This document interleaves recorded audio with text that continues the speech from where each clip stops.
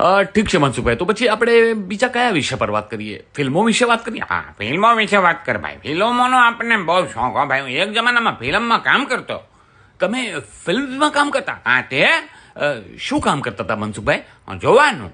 એટલે એક જમાનામાં હું 2 થી 3, 3 થી 6, 6 થી 9, 9 થી 12, 4 4 શો જોઈ કાઢતો. બોલ ભાઈ, આટલો ટાઈમ તો ફિલ્મ લાઈનમાં એમાં કામ કરવાવાળા નહોતો આપતા, એટલો હું આપતો હતો. હું પાછો એક ટિકિટમાં 4 4 શો જોતો.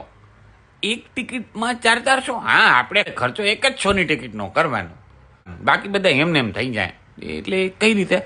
હું થાય એ જમાનામાં હીરો કેવા અમિતાભ બચ્ચન ને ધર્મેન્દ્ર ને અમિતાભ બચ્ચનની મનસુખભાઈ, અમિતાભ બચ્ચન. એટલે એને અમે અમિતાભ બચ્ચન જ કહીએ. આખા ગુજરાતમાં અમિતાભ બચ્ચન કહેવાય.